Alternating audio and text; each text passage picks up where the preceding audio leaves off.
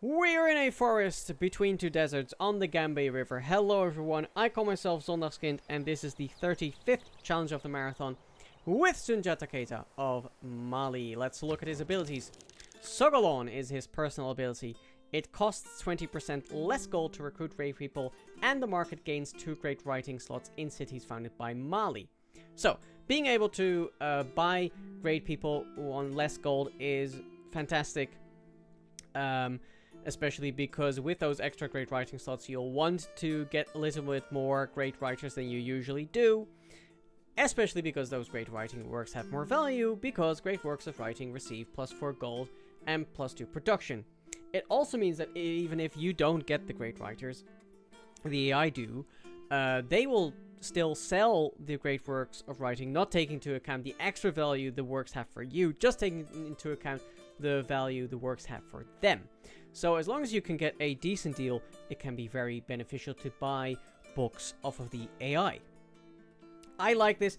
I think that still Mansa Musa's ability is better because trade is so powerful.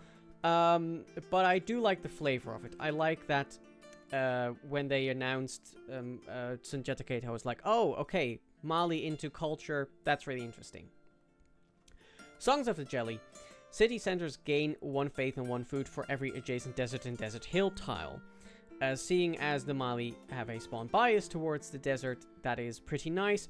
The extra faith means you can get to an early pantheon and you should be uncontested for desert folklore. The food mostly is a compensation for the fact that you will lack food due to the desert. But it does mean you grow those early pops to 4 pop very quickly.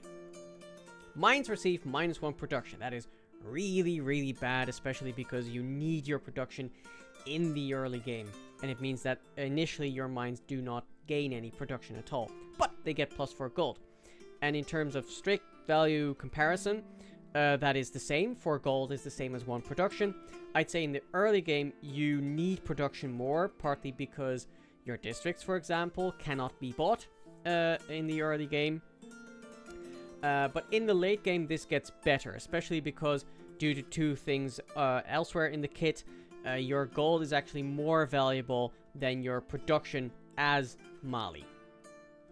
May purchase commercial hub districts building with faith. That is pretty good.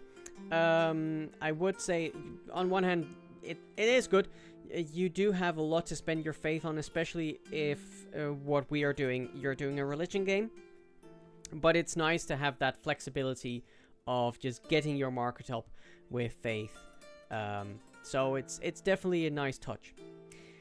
-30% production towards constructing buildings or training units. That is devastating, especially because in the early game, everything you're doing is getting units. And maybe a monument, which is a building. And that early game is so important, and you lose a lot of tempo with this part. They kind of had to do it because otherwise Mali would be overpowered, but still, this part is really devastating.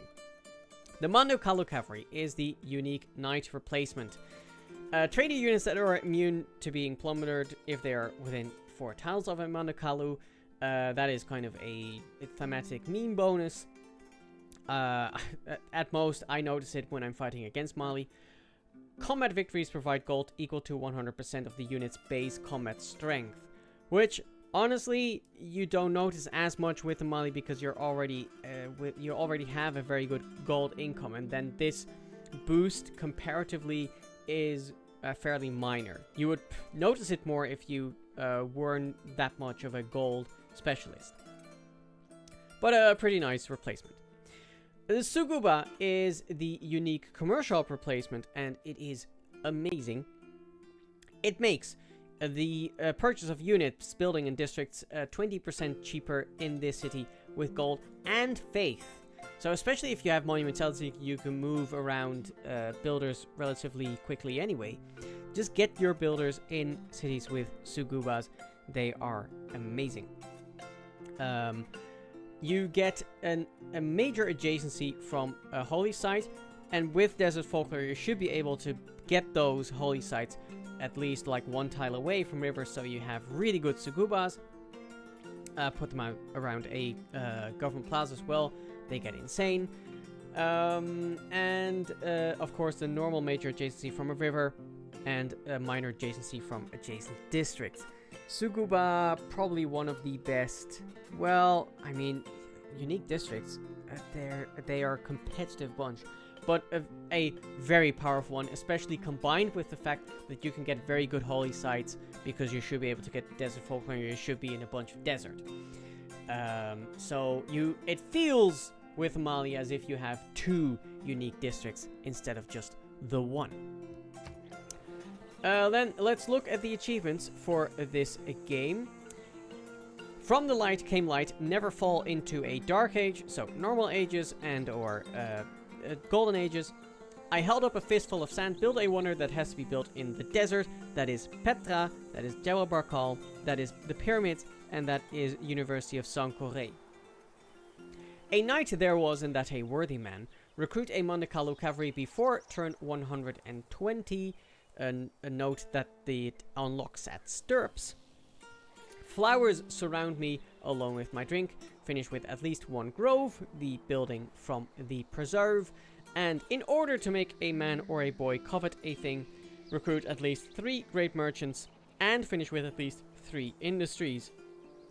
And all these achievement titles are from quotes from great works of writing as they appear in Civ 6. And I'm not going to tell you which one is from which, so leave that in the comments. Then they spawn. I like that you can start with a 2-2 and a 1-3, and have decent food around your capital. There are some hills which I like. You could go for Petra, you could go for Jebel Barkal, and who knows, this is on a hot map if I remember correctly. So there should be plenty of desert to grow into. So if you do not want to be spoiled on how I did the achievements, then you should look away now, because after the beep I will show you my endgame save, and you will see more then. See you in a bit.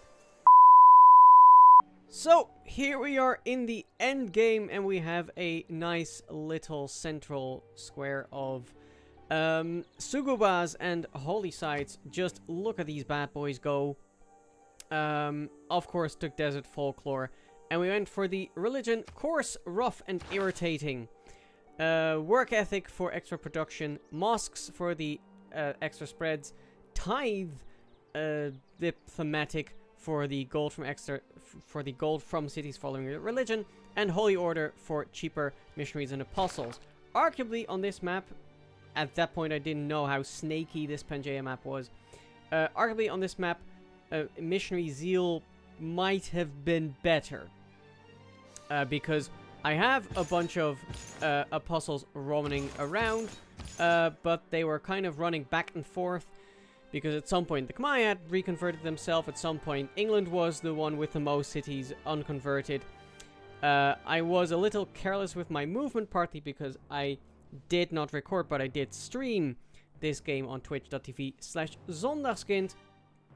And what was fun is that I got Fez, and I really rocketed myself through the tech tree with that. Really ill-conceived war against China here. Now I am finally blasting through, but it was at the cost of a lot of units, because China was really well defended, really defensible with this line of encampments as well. I got a Great Zimbabwe, which I was quite happy with, because this is a pretty good Great Zimbabwe. Not the best ever, but still. 1, 2, 3, 4, 5, 6 bonus resources in there. That means that every trade route from this city gets 12 gold extra. I've definitely built worse Great Zimbabwes, and it's thematic. So let's look at the achievements. From the light came light, never fall into a dark age. Well, let's quickly look at that. I went into a golden age here. I went... Wait, is it? No, I went into a normal age in the classical era. Right. Then, around turn... Here we have a golden age medieval. We have a golden age renaissance. And we have a golden age industrial right as the game ended. grumble grumble I didn't finish in the Renaissance era. I held up a fistful of sand, build a wonder that has to be built in the desert. Petra, of course, the classical one. And I also built Jabal, which also has to be built on the desert. The other ones are pyramids, which I didn't get, and University of Sankoré, which I didn't get.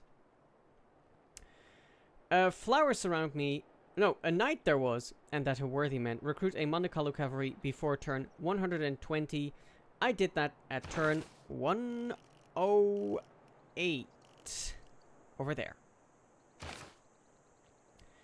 Flowers surround me alone with my drink. Finish with at least one grove. Honestly, this isn't the map that's the best for a preserve, but I tried to make it work as well as possible with this grove over here. That's part of why I wanted to war against China, because they were ruining my grove tiles, but wasn't really worth it other than for the achievement. And finally, in order to make a man or a boy covet a thing, recruit at least 3 great merchants and finish with at least 3 industries. I have 1, the 2, the 3, and the 4 industries, and I have 5 great merchants. I did have to change that achievement. Originally, I wanted to go for you having a monopoly on camp resources, but no, well, yeah, I guess if I had spawned way over here, it could have worked, but it didn't on this map. So instead, you have to get great merchants and industries. I think that is thematic for Mali for sure. Yeah. Like I said, grumble grumble, I usually try to finish my religion games within the Renaissance era, and I missed out literally by 1 turn because there is 1 Chinese boat here sniping religious units that come into the water. So that is annoying, but a turn 166, I think, religion victory is still pretty decent, and I guess in that sense the game should actually count it as being in the Renaissance era still. In any case, YouTube, if you like that, then do please leave a like.